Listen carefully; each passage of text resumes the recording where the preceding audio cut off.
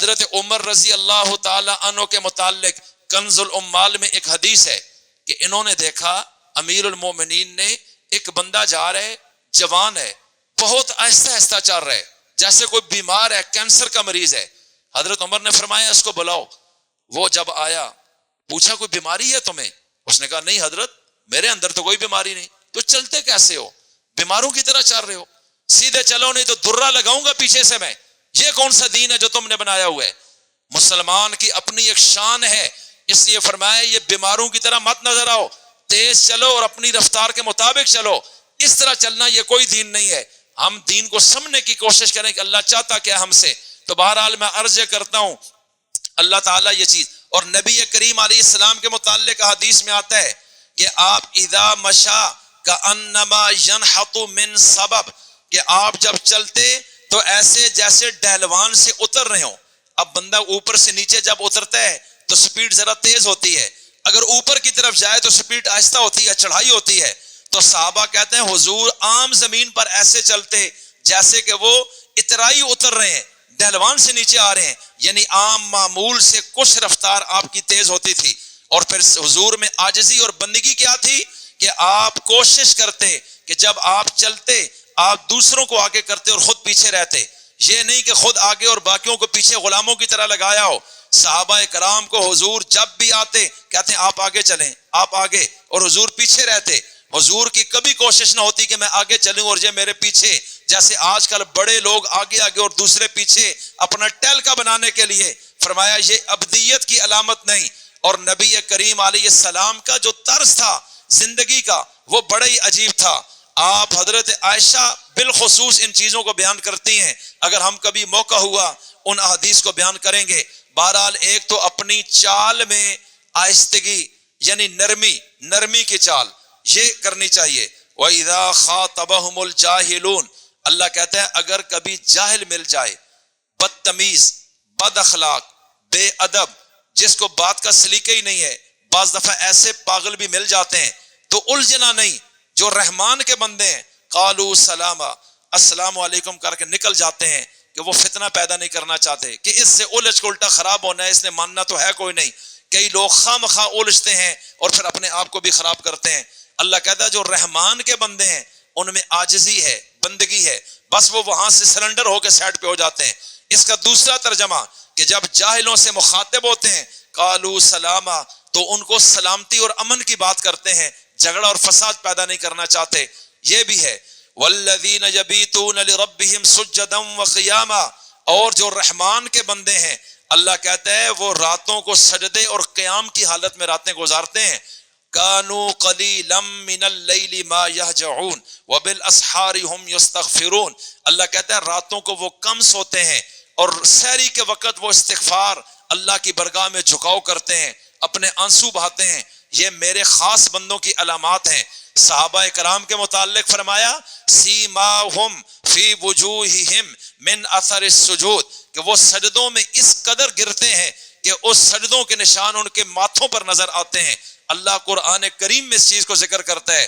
اور دوسرے مقام پہ فرمایا تتجافى جنوبهم عن المضاجع يدعون ربهم خوفا وطمعا، کہ ان کے پہلو بستروں سے جدا ہوتے ہیں اپنے رب کے خوف کی وجہ سے، اور اللہ سے امید بھی ہے کہ اللہ ہمیں جنت دے گا۔ اللہ کہتا ہے پھر وہ میرے دربار میں آ کر نماز کے اندر، اور نبی کریم علیہ السلام کو فرمایا فتحجد به نافلۃ لک، پارہ 15 سورہ بنی اسرائیل، کہ آپ تہجد کی پابندی کریں۔ یہ آپ پر فرض نہیں، نفل ہے، لیکن اس تہجد اور رات کی نماز کی وجہ سے ہم آپ کو ایک بہت بڑے درجے پر لے کے جائیں گے، اور وہ ہے مقام محمود۔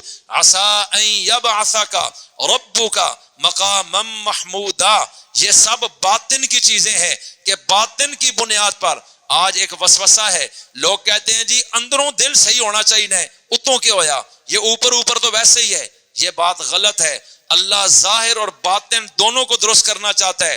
دیکھیں اندر عاجزی ہوگی تو باہر اس کی چال سے اندازہ ہوگا۔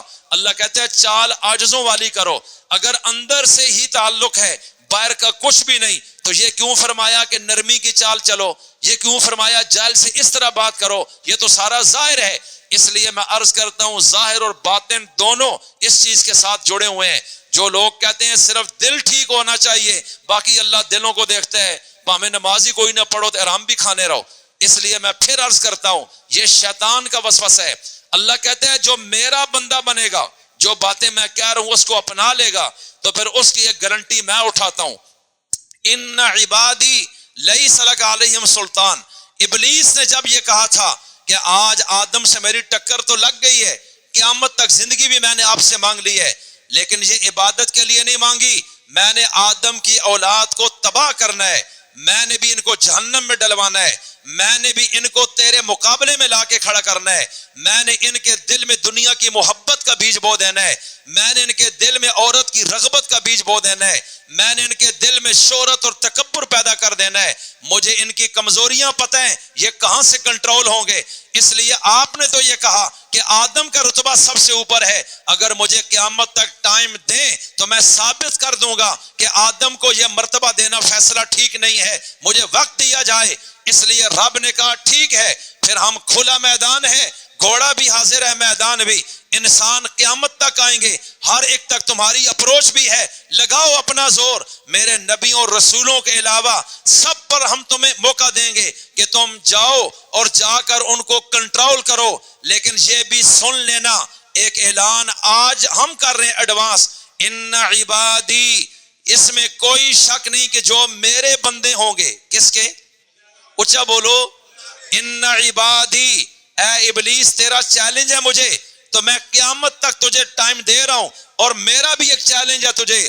ان عبادی، جو میرے بندے ہوں گے، میرے بندے، لیس لک علیہم سلطان، جتنا مرضی زور لگا ان پر تیرا وار نہیں چل سکے گا، وہ تیرے شکنجے میں کبھی بھی نہیں آئیں گے. اس لیے کہ جو میرا بندہ ہوگا وہ کائنات میں رہ کے کسی مرتبے میں بھی ہے، وہ میرا ہی بندہ رہے گا، وہ تیرے کنٹرول میں نہیں آ سکے گا. اس لیے ہم تجھے موقع دیں گے اور جاؤ. اور اللہ کہتا ہے سنو، جو میرا بندہ بن کے رہے گا، میں دنیا میں تو شیطان سے بچاؤں گا، لیکن جب اس کی روح نکل رہی ہوگی، ابھی قیامت تو بعد میں آنی ہے، لیکن اس وقت براہ راست میں اس سے گفتگو کروں گا.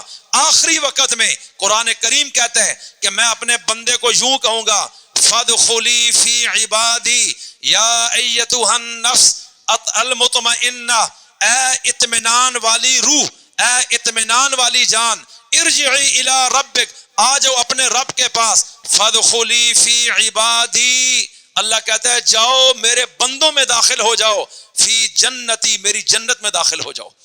اللہ کہتا ہے جو ہی اس کی روح نکل رہی ہوگی میں ساتھ ہی اس کو کہوں گا آؤ میری جنت میں چلے جاؤ.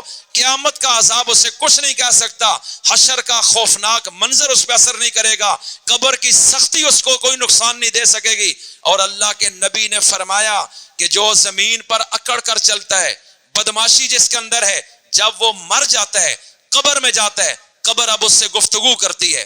قبر کہتی ہے جتنے لوگ میرے اوپر چلتے تھے مجھے سب سے زیادہ نفرت تیرے ساتھ تھی، چونکہ تیرا رویہ میرے ساتھ اچھا نہیں رہا، تو اکڑ کے ساتھ دنیا میں چلا، میرے اوپر تو نے پاؤں رکھے، آج میرا رویہ بھی تو دیکھے گا. اس لیے اس وقت زمین اس کو کہے گی آج میں تجھے دباؤں گی، اور زمین اتنا دبائے گی. اللہ کے نبی نے یہ انگلیاں ان انگلیوں میں ڈال کر بتایا کہ اتنا زمین اس کو دبائے گی اس کے اندر کہ اس کی دائیں پسلیاں بائیں میں اور بائیں پسلی دائیں میں چلی جائے گی. اور اس کیفیت کے ساتھ قبر میں عذاب اس کو ہوگا، صرف اس بنیاد پر کہ اس کے اندر اکڑ اور تکبر پیدا ہو چکا تھا. تو جس کی قبر ایسی ہے اس کا حشر اور جہنم پھر آگے، اللہ کی پناہ. اس لیے میرے عزیزو آج یہ 3 باتیں اپنے ذہن میں رکھیں، باقی اگلے جمعے پہ. ایک تو یہ کہ زمین پر ہمیشہ عاجز بن کر رہیں، چال میں، قال میں، حال میں، تینوں کیفیات میں عاجزی، گفتگو سے عاجزی چھلک رہی ہو. اللہ کہتا ہے میرے بندوں کی یہ علامت ہوتی ہے. وَإِذَا خَاطَبَهُمُ الْجَاهِلُونَ، میرے بندے بے ادب بد اخلاق نہیں ہوتے. اگر کوئی ایسا مل جائے سلام کر کے سائڈ پہ ہو جاتے ہیں کہ فتنے کے علاوہ یہاں اب حاصل کچھ نہیں، وہ تو با مقصد زندگی گزار رہے ہیں. اور تیسرا، دن کو اپنے کاموں میں بھی ہوں لیکن رات کو وہ اٹھ کر میری برگاہ میں جھکتے ہیں، ان کا میرے ساتھ بڑا گہرا تعلق ہوتا ہے. پابندی کریں گے انشاءاللہ. جزاکم اللہ.